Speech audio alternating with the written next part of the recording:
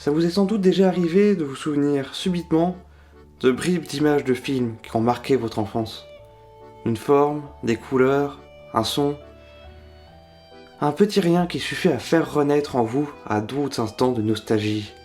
Et vous êtes sans doute déjà retrouvé devant un film et vous dire « Qu'est-ce qu'il a mal vieilli ?» Effectivement, difficile de défendre des effets spéciaux qui ont reçu un sacré coup de vieux. C'est dire que selon les époques et selon les budgets, il fallait savoir créer des effets spéciaux avec les technologies qu'on a sous la main. Et c'est particulièrement vrai lorsqu'on parle d'effets spéciaux numériques. On est alors bien loin d'Avatar ou de Pirates des Caraïbes. Et parmi les exemples bien connus d'effets spéciaux qui ont mal vieilli, on peut évidemment parler du Pôle Express. Avec ses visages inexpressifs, l'animation du film a souvent été très critiquée. Et pourtant, quand on regarde le film, on ne peut s'empêcher de prendre une claque, aussi bien visuelle que narrative. Et c'est quand même fou pour l'époque. Tom Hanks y a interprété 7 rôles grâce à la motion capture. Sorti en 2002, le film, bien que très critiqué, est dans l'ensemble plutôt bien apprécié des enfants, public cible du film. Malgré ces scènes dérangeantes, les enfants de l'époque, qui sont devenus les adultes d'aujourd'hui, ont plutôt bien intégré ce style si particulier. Mais dans le fond, qu'est-ce qu'on reproche vraiment au Pôle Express ? Une animation peu réaliste, l'absence de vie dans le regard de ses personnages, une vallée dérangeante présente chez chaque personnage. Oui, c'est vrai, on peut reprocher tout ça au Pôle Express et sans doute bien plus encore. Mais tous ces défauts font aujourd'hui partie intégrante du charme du film. Notre expérience face au film n'aurait pas été pareille si le film avait été différent sur le plan visuel. Mais aurait-elle été meilleure ? Le film nous aurait-il autant marqué ? L'enfant que nous étions alors aurait-il autant été marqué par l'animation s'il avait été aussi propre ? Prenons un autre exemple. Vous vous souvenez des premiers Pixar ? Monstres et compagnie, Les Indestructibles, Toy Story ? Autant d'histoires qui ont marqué notre enfance. Et pourtant, quand on les regarde aujourd'hui, force est de constater qu'ils ont pris eux aussi un petit coup de vieux. Et quand on les compare avec leurs suites plus récentes, eh bien, on peut déjà remarquer que l'esthétique y est plus propre, plus belle, plus réaliste. C'est notamment ce que j'ai ressenti en voyant le dernier Toy Story, qui est bouleversant sur le plan visuel.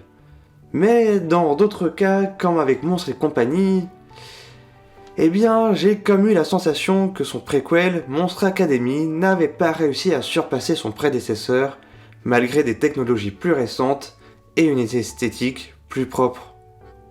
Je n'y ai pas retrouvé ce petit quelque chose, cette esthétique un peu vieillie qui donnait son charme au premier film.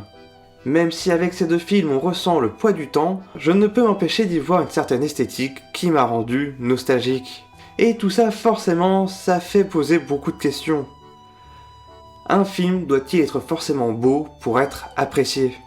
C'est une question très lourde, forcément, mais on va essayer de démêler tout ça.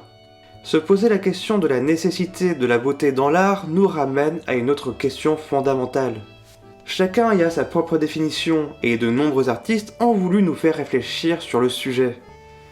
Mais si je devais donner ma propre définition, l'art c'est la représentation esthétique d'une idée, afin de nous faire ressentir des émotions et porter une réflexion. Avoir des intentions fortes pour une œuvre, c'est important. Quel message on veut porter pour son film, la manière dont nous voulons traiter d'un sujet définira donc si c'est la beauté ou la laideur qui prédéterminera son esthétique. Définir le beau et le moche dépend de beaucoup de critères. Si des études montrent que notre cerveau serait plus attiré par des figures géométriques bien précises, marquées par la symétrie ou le nombre d'or, il ne faut pas oublier que la beauté est aussi culturelle et a évolué selon l'époque ou le lieu. Il y a plein de philosophes qui ont essayé de définir la question de la beauté. Dans l'Antiquité, Plotin mettait en avant l'importance des proportions naturelles, créant une harmonie entre tous les éléments. Cette définition a réussi à traverser les âges jusqu'à Diderot, qui reprend les termes de son antique ancêtre. A l'inverse, le laid se définirait donc par le chaos et l'absence de structure. On pourrait aussi voir les choses de cette manière. le beau a tendance à nous rassurer, à nous mettre à l'aise, tandis que le laid nous pousse dans nos retranchements et à remettre en question le monde qui nous entoure. Les sentiments romantiques, la glorification d'un personnage ou encore les scènes comiques tendent vers des sentiments heureux et positifs. C'est donc tout naturellement qu'on se penche vers une esthétique qu'on qualifierait de belle. A l'inverse, les scènes d'horreur, la violence, la vieillesse, les malformations sont des sujets qu'on veut dénoncer et tendent plutôt à des sentiments plus sombres et à une esthétique plus laide et qui nous mettront à juste titre mal à l'aise. Certains films comme Pink Flamingo, avec son style amateuriste et son discours sur ce qui est montrable à l'écran, n'hésitent pas à proposer un film anticonventionnel et moche. Bien sûr, tout ça n'est pas binaire. Un film n'est pas soit l'un, soit l'autre, et de nombreux mélanges sont possibles, selon les sensibilités de chacun, aussi bien de l'artiste que du public. Mais il est intéressant de pouvoir analyser le ton pris par une œuvre sous l'angle de ses choix esthétiques. Un film moche n'est donc pas forcément un mauvais film, à la condition que le ton pris soit conscientisé et voulu par le réalisateur, et mis en scène avec pertinence. Sans cela, le film perdra en qualité et pourra, dans le pire des cas, devenir un navet ou encore un nanar. Mais pour en revenir au début de la vidéo, qu'est-ce qu'on peut dire des bons films qui sont malgré tout tachés de quelques défauts? Une maladresse, un effet spécial mal vieilli, ces détails qui ne sont parfois pas grand-chose, mais qui suffisent à gâcher notre visionnage. On a déjà parlé de la nostalgie que l'on ressent face à un film. Lorsqu'on est jeune, les premiers films que l'on regarde ont une saveur particulière, car ils forgent en partie notre personnalité et marquent le début de notre cinéphilie.